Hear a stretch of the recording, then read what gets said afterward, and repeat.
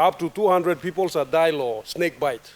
In today's parliament sitting, the health minister was heavily bombarded with a number of different issues that falls under the Department of Health's prerogative, starting with Governor for Oro Gary Jufa inquiring about the recent closure of the toxicology center and the government's plan going forward. Minister, you aware of this plan? Now, suppose you are aware enough, you talk out one something by ministry, you walk him law, straight him situation so that this service can go yet, work project can go yet now.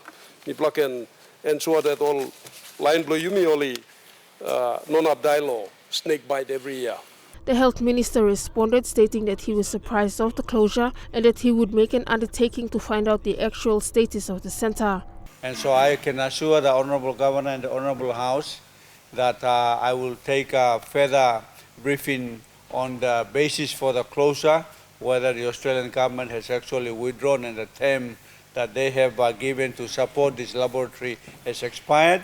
And definitely, as far as the national government is concerned, we want to take charge and we want to continue to support this important research.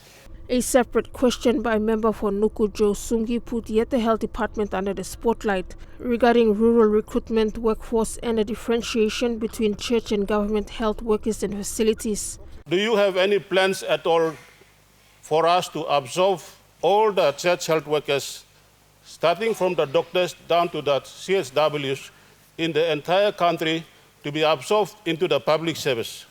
The health minister clarified, explaining the two separate components and why the church and state cannot be merged together. Our understanding in negotiating this support was that the church health services do a better job than the government managed services in the country, and I think all of us agree to that. Yeah. And therefore, we did not want to bring, in terms of the question that the Honourable Member for Nuku is asking, whether we should bring the church health workers into the public service. His response led to a further supplementary question by Pomio MP, also former Health Minister Elias Kapavore, on the government's plan to engage the unemployed health workers to facilities around the country. Many of these graduates who are coming out from many of our institutions today to some of these health facilities, what is the plan? There are many health workers today who remain unemployed and they are still looking for a job everywhere in the country. What is the plan of the Department of Health to engage?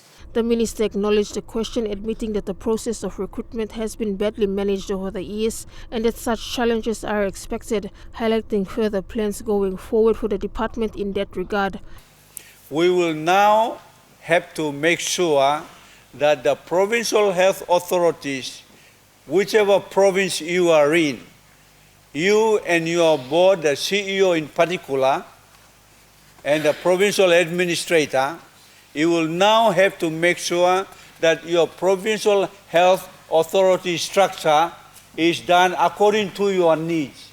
Because you have to also now know how many vacancies are there and how many facilities don't have staff. You are in the position to do that, not the Department of Health.